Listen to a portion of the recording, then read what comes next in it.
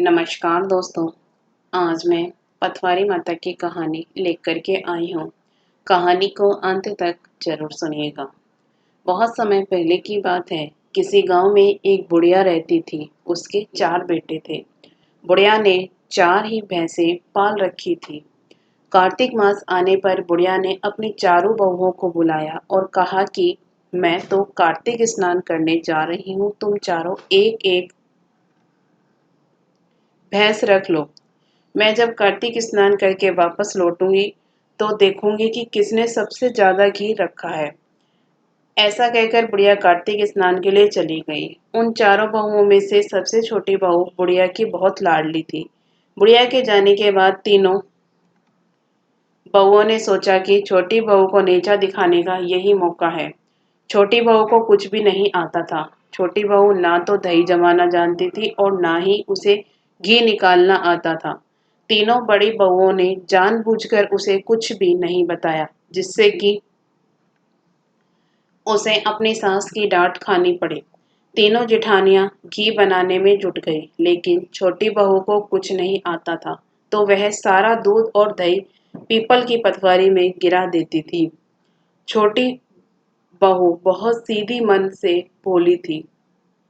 महीना पूरे होने पर उसकी तीनों जेठानियों ने एक एक डिब्बा घी का भरकर रख लिया था, लेकिन छोटी बहू ने जरा सा भी घी नहीं निकाला था। बुढ़िया के आने का समय हो गया था। अपनी सास के आने की खबर सुनकर वह पटवारी माता से कहती है कि मैं क्या करूं? मैंने तो सारा दूध और दही यहाँ गिरा दिया था। अब मेरी सास मुझसे घी के लिए पूछेगी तो मैं क्या कहूंगी? पटवारी माता ने छोटी बहू से कहा कि तुम ये 4 कंकड़ ले जाओ और 4 खाली डिब्बों में रख देना। इससे चारों डिब्बे घी के भर जाएंगे। उसने पटवारी माता के कहे अनुसार वैसा ही किया और उसके पास 4 डिब्बे घी के हो गए। जब बुढ़िया घर आई तो उसने आते ही चारों बहुओं को बुलाकर कहा कि लाओ अपना अपना घी दिखाओ कि किसने कितना घी बनाया है। तीनों जेठानियां अपना अपना घी का डिब्बा ले आई और मन ही मन खुश होने लगी कि अब छोटी बहू को सास से डांट पड़ेगी। छोटी बहू आई तो साथ में 4 डिब्बे घी भी लाई। तीनों बहुएं ये देख के हैरान हुई कि इसे तो दही बिलोना भी नहीं आता था, तो यह घी कहाँ से आया। वह अपनी सास से कहने लगी कि जरूर इसके पति ने यह घी खरीदा है। सास के पूछने पर छोटी बहू ने कहा कि मुझे तो कुछ भी नहीं आता था और ना ही मुझे किसी ने बताया कि किस तरह से दही भिगोकर घी बनाया जाता है। मैं तो सारा दूध पीपल में सींच देती थी और दही पटवारी पर चढ़ा देती थी।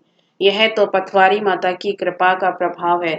छोटी बहू की सारी बातें सुनकर सारी बहुओं ने कहा कि अगर पटवारी माता को सींचने से इतना अधिक पुण्य मिलता है तो हम भी अगले साल उसे सींचेंगे और कार्तिक स्नान करने जाएंगे।